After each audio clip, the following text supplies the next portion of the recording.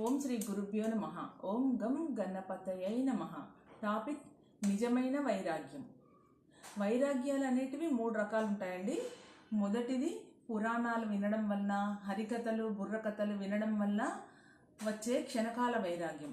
రెండవది ప్రసూతి సమయంలో, అంటే బిడ్డకు జన్మనిచ్చే సమయంలో ఇటువంటి భయంకరమైన నొప్పితో కూడిన నరక యాతన మళ్ళీ వద్దు అని మళ్ళీ పిల్లల్ని కంటూనే ఉంటాము. అది ఒక వైరాగ్యం, అది కూడా తాత్కాలికమైన వైరాగ్యం. మూడవది శ్మశాన వైరాగ్యం. శ్మశానంలో తన బంధువులు మిత్రులు తన వారు అంతం కావడం చూసినప్పుడు కలిగే తాత్కాలిక వైరాగ్యం అది. ఈ 3 రకాల వైరాగ్యాలు వ్యర్థమైనవి. మళ్ళీ బయటకు వచ్చిన వెంటనే కామ క్రోధ లోభ మోహ మద మాత్సర్యాలను కలిగించే ఇటువంటి వైరాగ్యము వ్యర్థమైనది.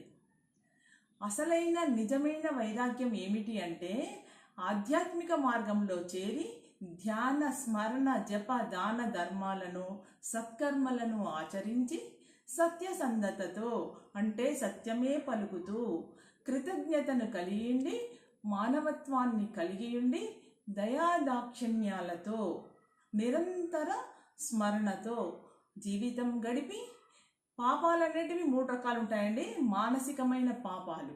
మానసికమైన పాపాలంటే మనస్సు ద్వారా మనం ఎన్నో ఊహించుకొని చెడు చేసుకుంటాం మనస్సు ద్వారా. అటువంటివి మానసికమైన పాపాలకు చాలా భయంకరమైన శిక్ష ఉంటుంది. వాక్కు ద్వారా చేసే పాపాలు. వాక్కు ద్వారా అంటే మనం నోటికి వచ్చినట్టుగా మాట్లాడి ఇతరులను హింసించడం, చెడు మాటలు తిట్టడం వాక్కు పాపాలు. ఆ విధంగా శారీరకమైన పాపాలు.